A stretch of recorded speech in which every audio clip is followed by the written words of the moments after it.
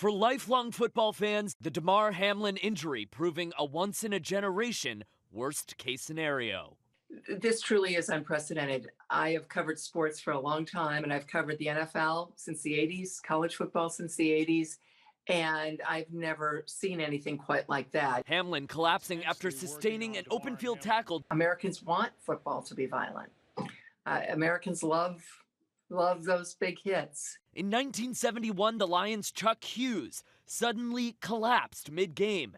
In front of a packed stadium in Detroit, he became the first and to date only NFL player to die on the field. The tragedy of Chuck Hughes with the Detroit Lions, that game was not stopped. That game went on. The fans sat in stunned silence for much of the rest of that game. Tragedy striking the gridiron again in 1978, when Darryl Stingley was paralyzed in a Monday Night Football game after being hit by the Raiders' Jack Tatum. The worst possible situation developed on national television with the nation watching is just awful. It's heartbreaking. It's terrible. It's very disconcerting and devastating. It's kind of a startling image to see some of these players who, are like considered the toughest among us, right? Breaking down into tears on the field. We would call them gladiators. We would call them just the strongest of the strong. And in this moment, they became human.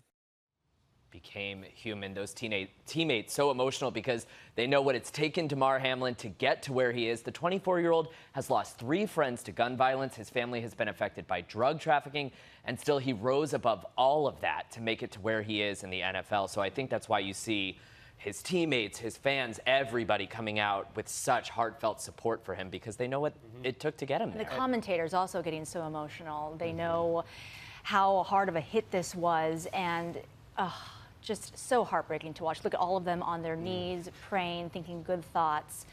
So hard. So ESPN's Ryan Clark, who used to play football and is now an analyst, I think put it best. He said, when we go out there, we play the game, we say that we're putting our lives on the line. Usually you just talk about going into the wartime of the football game, but it is real. This is a very violent and dangerous sport, and unfortunately, it was on full display tonight. Our prayers obviously go out to Hamlin and his family, but as Ryan Clark also said, there's no other place that he wanted to be, Hamlin, than on that field in a big divisional or in a big conference matchup, playoffs on the line, all that. That's where he wanted to be. He was living out his dream, and then his family and all of us had to watch on as it was a nightmare playing out on the field. We hope he gets back on that field. That we do. And coming up, we've got more World News Now.